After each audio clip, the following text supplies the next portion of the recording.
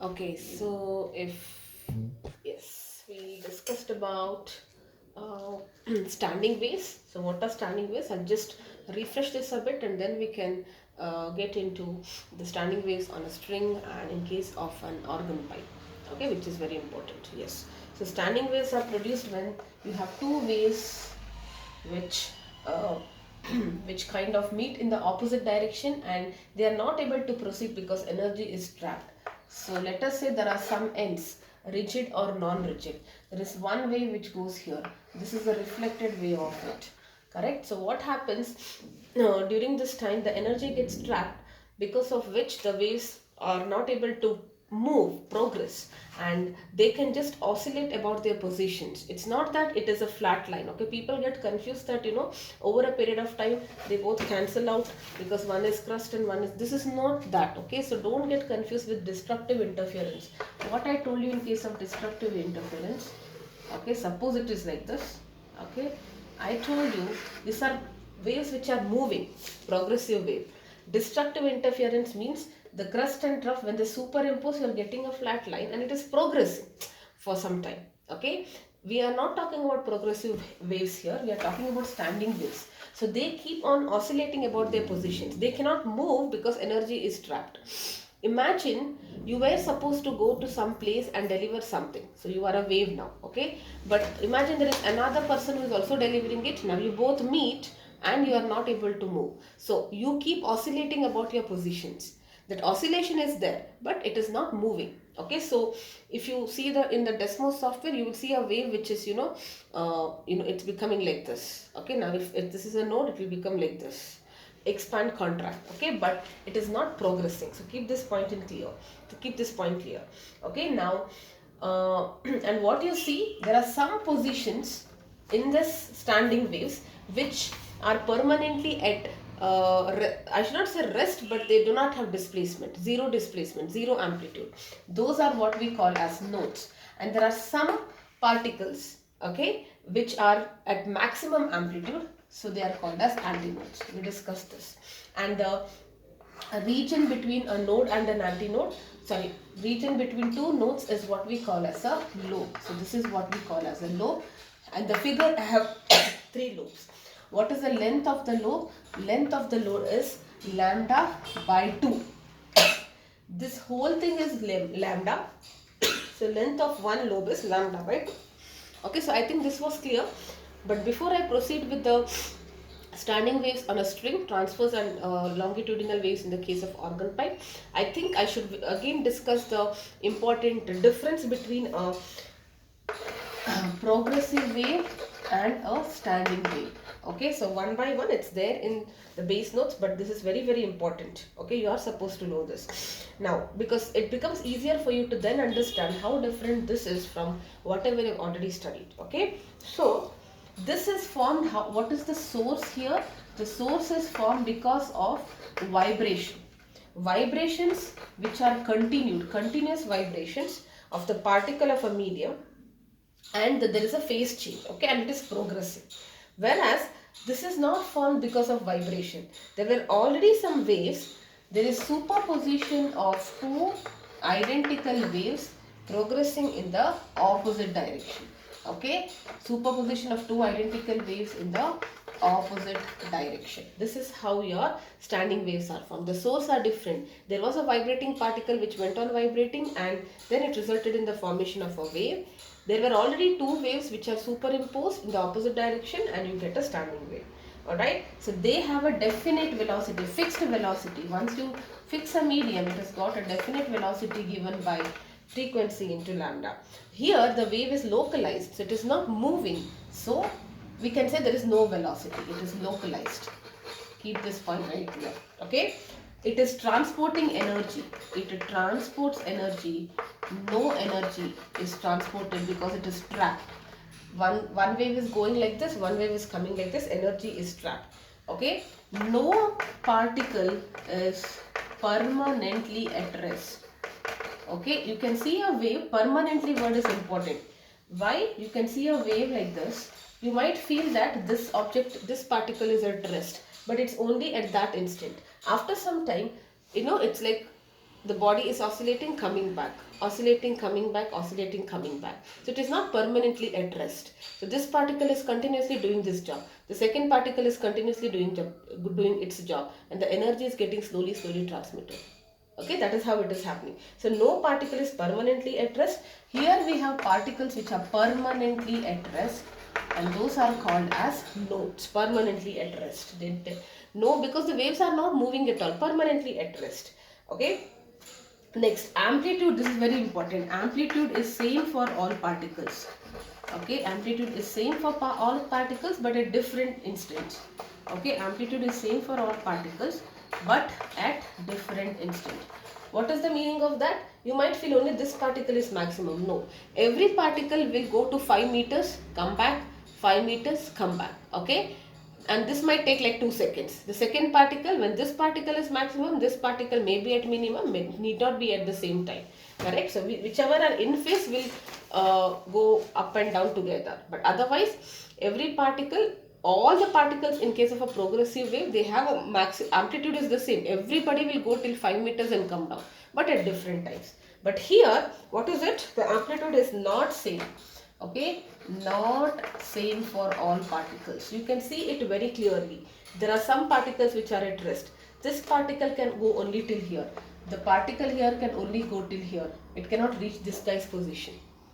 Okay, so not all the amplitude of all particles are not same. There are some particles which are permanently at rest at the nodes, some particles maximum amplitude at the antinodes, and in between they have different amplitudes. Okay, and last and the most important point here is phase difference. There is a phase difference.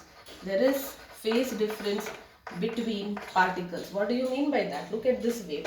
If I talk about this particle and this particle here, this particle is, let us say this is the mean position. The first particle has gone here, whereas this particle is now here. There is a phase difference. When both of them are in the same thing, we say they are in the same phase. But now it is something like this. So inside a wave or in one wavelength, all the particles will have a different phase. But here, I will say within the lobe, all are in phase. That means delta pi is 0 within a lobe. Look at that. Within a lobe, what is happening? If I just focus on lobe, let me take my hand as lobe. All the particles, you know, if this, let us say there are 10 particles, all of them are at their max position at once, min position at once. The only thing is their amplitudes are not same. So I'll just focus on 2 particles and tell you, within a lobe, both the particles go up, okay, and come down, go up and come down at the same time. But in this progressing wave, this particle is going up, this particle is coming down. They are not in phase. There is a phase difference, no phase difference. But in adjacent lobes, they are different. Okay, so within a lobe, there is no phase difference. In adjacent lobe, there is phase difference.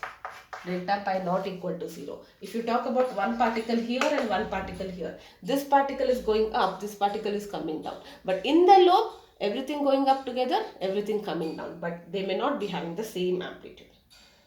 Alright, and their equations, of course. You know this general equation, A sine omega t minus kx. Here the general equation is 2a, because you know the amplitudes are getting added.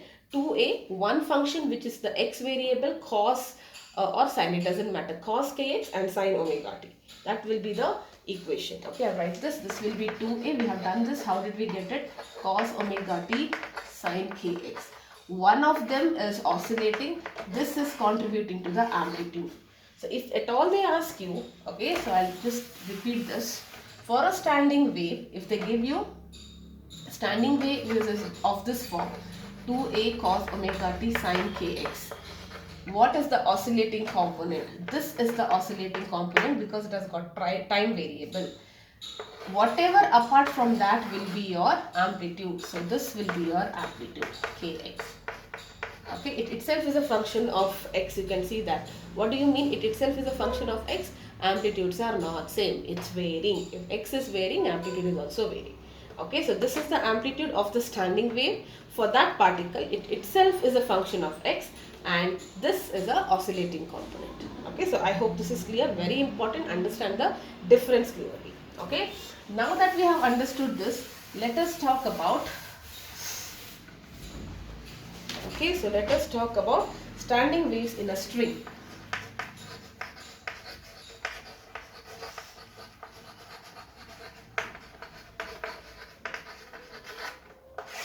Okay, now what happens in a string? There are three possibilities. This is a fixed end, this is also a fixed end and a free end, both free end. Okay, but in your textbook only this part we are going to discuss for a string, but I will tell you the logic after we are done with organ pipes. I'll directly give you in case they ask you this. Okay, so if you know one, easily you can derive. What you should understand is, wherever there is a fixed end, always a node is formed. I told you during the reflection of waves why it is always a node at a fixed end, why there is a node here always. When it reflects, a node is formed here. The reason is, I told you, there is a particle here, it is rigid, it is going to suck away the energy, so the displacement is not there. That is why it ends up having a trough. Okay, the top one is a crust, the bottom one is a trough. And whenever you say there is a free end, it will have an antinode. This much if you know, you can draw any diagram. They give you free, fixed to fixed, fixed to free, free, free. Okay, so let us understand. Now, let us say I have two fixed ends like this. This is a string. Okay, this is a string. I pluck it like this. There is a string which is fixed between two ends, maybe two ends of the wall or something. You nail it and you fix it, and then I pluck this string. Now what happens? There is a disturbance. Okay, you know that there is a disturbance. It goes like this, it goes like this, it goes like this, and standing waves are formed. Okay, and you know that at the fixed end there should always be the node. So there are many possibilities now. One possibility is that you have two nodes at the end and there is only one lobe in between. Okay, so what is the next possibility here? I should have a node. Nodes are fixed. In between also I can have a node, something like this. The condition is that here and here there should be a node. So you have node, node and node here. And what is the next possibility? Okay, so node 1, 2, right? So this is how it is. Okay, so 3 nodes and it continues. There are a variety of possibilities depending on the energy, depending on the source, depending on how it was created. So many factors. Okay, now let us say if the length of this string is L, alright, do you see that L is nothing but the length of this lobe? And I just told you length of the lobe, because lobes are like this, correct? You can see that here. This is one wavelength, this is lambda by 2. Okay, length of one lobe is lambda by 2. But this is very general for one lobe. Look at that. For two lobes, what is the length? So this is lambda by 2. This is lambda by 2 plus lambda by 2. So can I say it is 2 into lambda by 2? Lambda by 2, lambda by 2, lambda by 2. 3 into lambda by 2. So in general, I can say length is n lambda by 2. And what is lambda? Lambda is velocity by frequency, okay, into 2. And if I shift the frequency here, you will get it as nv by 2l. That's all.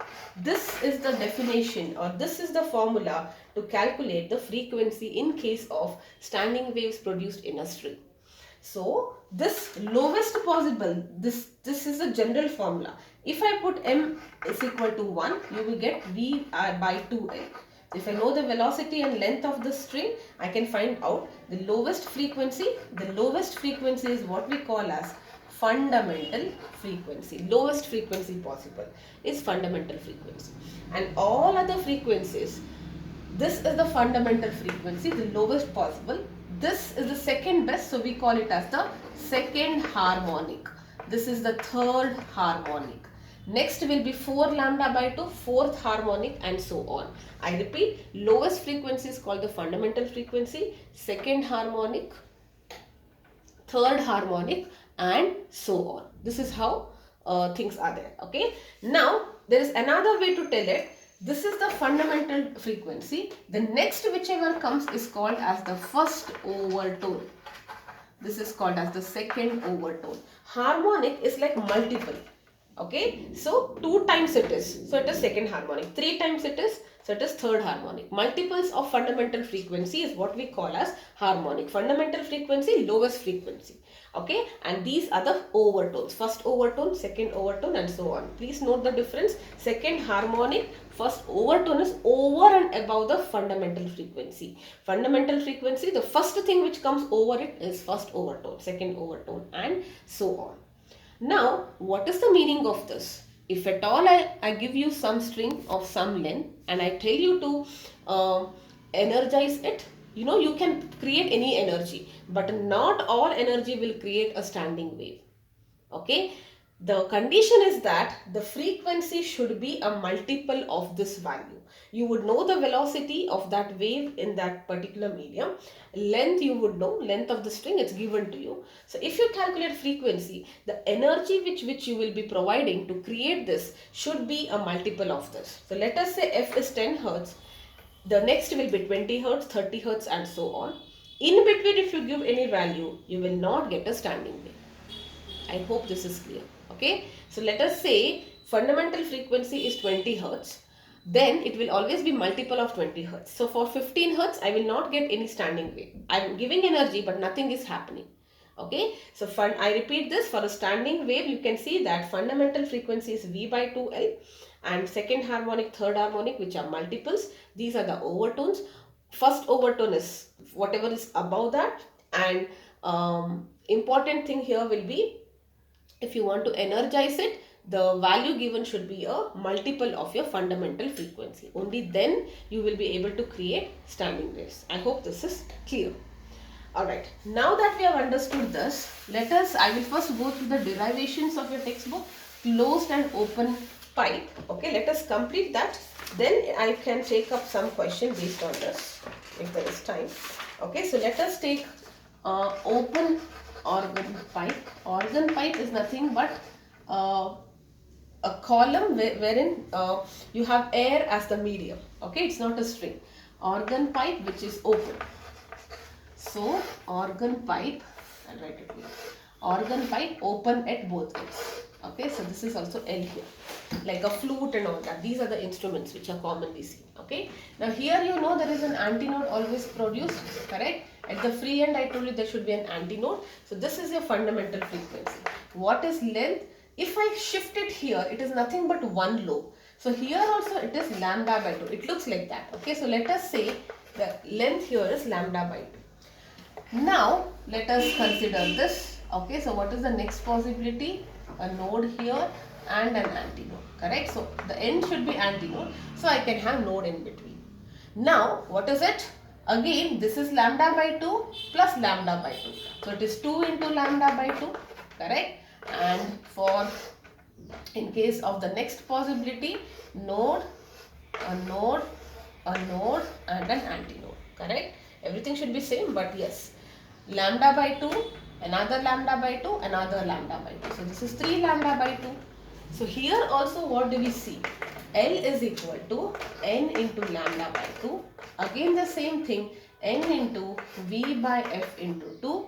So F is equal to NV by 2L. Okay, so this is what we see.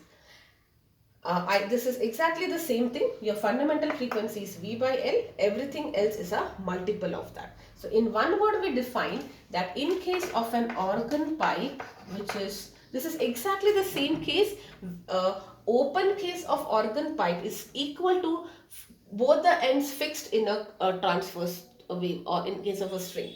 In case of a string, both fixed ends is equal to an organ pipe which is open at both ends. In both the cases we are getting V by 2L. So what do we say? In case of organ pipe which is open, or in case of a string which is fixed at both ends, what is going to happen? Organ pipe open, string fixed at both ends. The harmonics are integral multiples of fundamental frequency. Very important statement. Okay, quickly let us also understand for the closed pipe. Okay, so closed pipe, what's going to happen? Okay, so this is your closed pipe. There should be a node here and there should be an antinode here. Okay, it's something like this. So this is free end, this is fixed end. So node at the fixed end and this at the fixed open. This is length, this is lambda by 2, this half, this will be lambda by 4. I repeat, this much is lambda by 2 and this much part is going to be lambda by 4. Okay, so what is it? Half lambda, 3 lambda by 4. This is what it is going to be. Okay, so I think I end this. Oh, I'll take another video. My time is running out. Close pipe I will explain. Okay.